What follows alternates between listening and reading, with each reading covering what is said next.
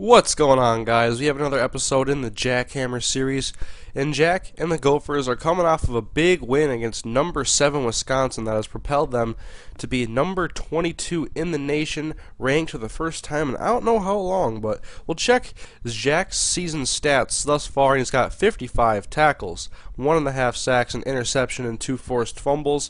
Now in another big Big Ten game against the Northwestern Wildcats on the road, first game as a ranked team. We'll go into the first quarter, working in Minnesota territory, and Minnesota blows up the option. It's a fumble on the play, and Jack is the lead blocker out in front for his defensive back that gets the touchdown. So Minnesota up 7-0, and the defense comes through in the clutch once again. We'll now go into Northwestern's next possession, first down, and the pass on the left side is complete, getting to about midfield, and Northwestern runs a no-huddle offense, and they ran it the entire game, and it really worked well for them as they were able to get our defense gassed, and that opened up holes in the passing game that allowed them to get down the field and march down in our territory. And now 2nd and 5, and the pass is complete, goes inside the 20-yard line. That would lead to a Northwestern touchdown when Jack was off the field, but then 3rd and 11 later in the second quarter, and another big conversion for the Wildcats as they get into Minnesota territory, now trying to defend and stop him on 3rd down, but the Wildcats run the screen away from Jack Hammer, and they get the first down inside the 20-yard line once again, now with a new set of downs. 2nd and 3, and the handoff goes up the middle. It'll be another first down for the Wildcats, and they find themselves inside the 5-yard line, 2nd and goal. Minnesota trying for the goal line stand, but the handoff goes to the running back, and he just gets into the end zone, and so now Northwestern up by 7. And Jack didn't do too much in the first half. Here, Northwestern is running the ball to go to the end of the half, and Jack lays out the running back, kind of frustrated he hasn't done too much. Now we'll go to the third quarter, first possession for Northwestern, and Jack comes through and gets the sack, forcing the 4th down. We'll jump to the 4th quarter now, and Minnesota has added the touchdown, now only down by 3, but on 3rd and 1, what a pass on the right sideline, kind of a gutsy call.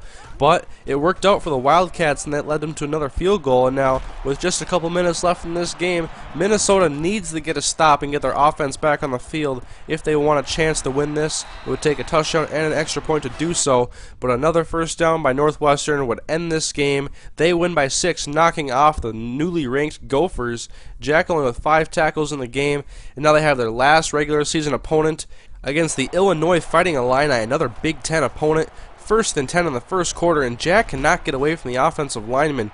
He's got to break off of those blocks, so they're going to be able to run up the middle all day. But on 2nd and 7, Jack comes through, lays a shoulder into the running back. Minnesota would take over, and they would score a touchdown. And now on the next possession for the Illini, and Jack lays out the quarterback. Good hit on the play, and now Minnesota trying to stop him on 3rd and 21. Deep pass over the left side, and it's picked off by the Gophers, and Minnesota would add a couple more touchdowns in this game. We'll go 5 seconds left in the first half.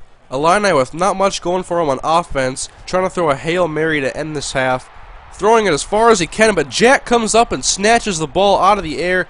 Very underthrown, and I wanted to cut it to the right side. There was so much green, and then a guy got in my way, and I couldn't do it, and so Jack doesn't get his first touchdown of his career there. We'll go into the second half. The Illini have the ball. The pass goes left to the running back, and Jack just comes up and puts a shoulder into him. Minnesota playing very impressive off of that disappointing loss in the previous game to Northwestern. Now 3rd and 12, Illini working in Minnesota territory, but Jack gets to the quarterback. He's going to get credit for a forced fumble. Minnesota would recover, and they would win this game. And Jack Hammer is your player of the game with 10 total tackles, 2 sacks, and a forced fumble along with an interception. And that would be the end of the regular season for the Minnesota Gophers. They finish 8-4, very impressive and surprising, and now we're in line for a bowl game. The last time the Gophers won a bowl game was the 2004 Music City Bowl over Alabama, and the year prior they won the Sun Bowl over Oregon. But now the Gophers have an opportunity for another victory, and who are they going to face?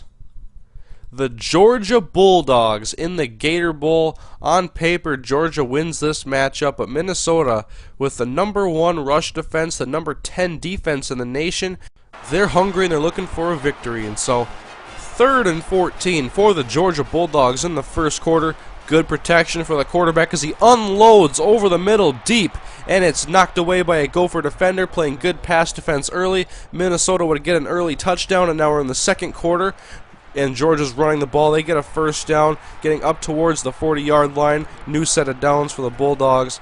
We'll go 3rd and 9 for the Bulldogs. They're trying to convert. Throwing deep on the left side. It's going to go all the way to the end zone, and that one's going to be knocked away as well. And so Minnesota playing good deep pass defense. And we have a very low-scoring game so far, and that pass is going to be incomplete, making it 4th and 3. But a Gophers interception would give Georgia the ball right back, and then they go to the ground with their running back, and he's going to pick up the touchdown against Minnesota's #1 rush defense. And we got a tie game now in the second half, 7-7. Georgia back in Minnesota territory, first down. Looking on the left side, and that ball is going to be picked off by Minnesota. Clutch play, and they would add a touchdown. Georgia finds their way back in Minnesota territory at the end of the third quarter. On the read option, the quarterback's going to take it himself, pick up 8 yards, bring up 3rd and short. And now Jack trying to bring some pressure. But the quarterback gets the ball away, and he finds his man. First down for the Bulldogs, now working at the 10-yard line in the fourth quarter, down by 7. Handoff goes to the running back. He's going to pick up 5 yards on the play. And now we're going to 3rd and 5, and Jack only has an assist up to this point.